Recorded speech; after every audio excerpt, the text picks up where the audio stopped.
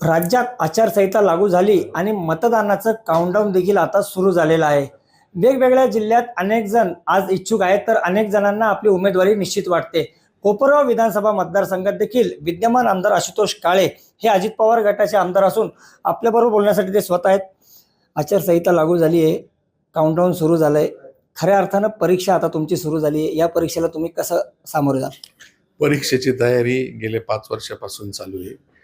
जशी निवडणूक मागची झाली तसं मी लगेच कामाला लागलो. जे काही अडचणी मला मागच्या निवडणुकीला लोकांनी सांगितले त्या अडचणी सोडवण्यासाठी लगेच कामाला लागल्यामुळं बहुतांशी अडचणी आपण या 5 वर्षामध्ये सोडल्यामुळे लोकांचा चांगला रिस्पॉन्स मला बऱ्याच दिवसांपासून येतोय आणि आताही तो रिस्पॉन्स वाढत जातोय. त्याच्यामुळे विजयाची खात्री मला 100% आहे. दुसरीकडे पाहिलं तर जर पाहिलं समीकरण राज्यातले, तर तुम्ही महायुतीत आल्यानंतर अनेक ठिकाणी भाजपच्या नेत्यांची अडचण निर्माण झाली. तीच परिस्थिती तुमच्या कोपरगावमध्ये सुद्धा आहे की मागच्या वेळी जे तुमच्या विरोधात होते ते आज तुमच्याबरोबर महायुतीत आहे.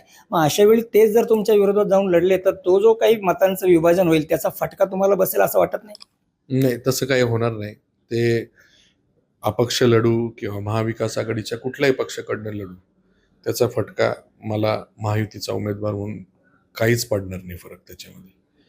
त्याच्यामुळं काही त्याची चिंता करायचं काही कारण नाही.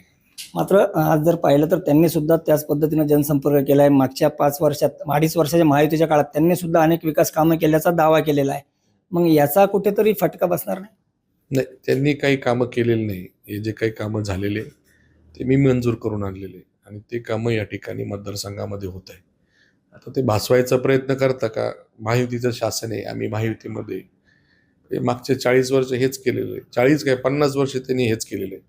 सरकार कुठलंही असू, सत्ताधारी पक्षामध्ये राहून त्या ठिकाणी जे काय होते आम्हीच करतोय असं लोकांना भासवायचं काम कायम केलेलं आहे. जे काही कामं झालेले हे लोकांच्या समोर आहे. ते कोणी करून आणले हे लोकांनाही माहिती. त्याच्यामुळं काही जरी केलं त्यांनी त्याच्याने फरक पडणार नाही. एकूण जर पाहिलं तर 2.5 वर्षांपूर्वी राज्यात मोठं सत्तांतर झालं. शिंदेपाठोपाठ अजित पवार देखील महायुतीत आले. ह्या सगळ्या घडामोडी होत असताना ज्यांनी तुम्हाला संधी दिली होती ते ज्येष्ठ नेते शरद पवार हे मात्र या निवडणुकीत ज्या ज्या ठिकाणी अजित पवार गटाचे आमदार असतील त्या ठिकाणी विशेष लक्ष घालणार आहेत. त्याचा काय प्रभाव, शरद पवार या नेत्याचा प्रभाव या मतदारसंघावर किती पडेल? आता पवार साहेबांबद्दल मी काही बोलण्यापैकी म्हणजे बोलण्यासाठी एवढं काही मोठा नाही. मी एकदम छोटा नवीन कार्यकर्ता आहे.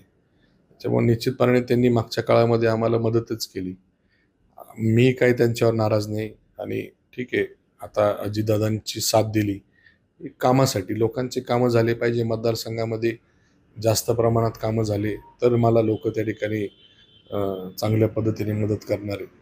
त्याच्यामुळं पवार साहेबांनी काय करावं तो त्यांचा अधिकार आहे. आपण त्यांना काही बोलू शकत नाही, काही इथे येऊ नका का काही करू नका. त्याच्यामुळे ते येत असतील तर त्यांचं कोपरगाव स्वागतच करेल.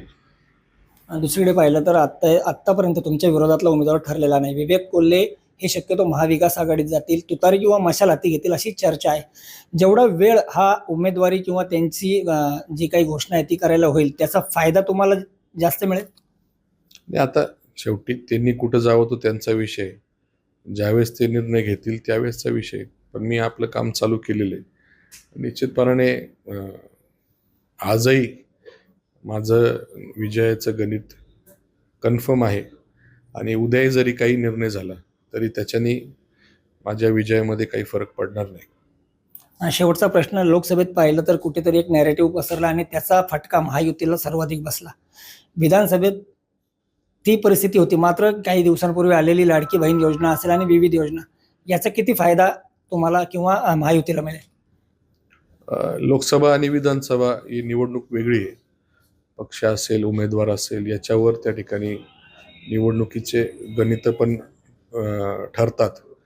त्याच्यात चांगल्या योजनाही सरकारने आणलेल्या आहे. चांगल्या पद्धतीचा लाभ देण्याचा प्रयत्न, जी काही नाराजी मागच्या काळामध्ये होती ते काढण्याचा प्रयत्न शासनाने या निमित्ताने केलेला आहे. त्याच्यावर निश्चितपणे त्याचा फायदाच होईल. निश्चितच जर पाहिलं तर लोकसभा निवडणुकीत जो काही निकाल लागला सगळीकडे त्यापेक्षा वेगळी परिस्थिती विधानसभेत असेल आणि ज्या योजना गेल्या काही महिन्यांमध्ये महायुती सरकारने आणलाय त्याचा फायदा महायुतीला निश्चित होईल असा विश्वास आमदार आशुतोष काळे यांनी व्यक्त करतानाच माझ्यासमोर कोणीही उमेदवार येऊ द्या, माझी तयारी पूर्ण झाली आणि या परीक्षेत मी पास होईल असा सुद्धा विश्वास त्यांनी बोलून दाखवलाय. नितीन ओझा, एबीपी माझा, कोपरगाव, अहिल्यानगर. एबीपी माझा, उघडा डोळे बघा नीट.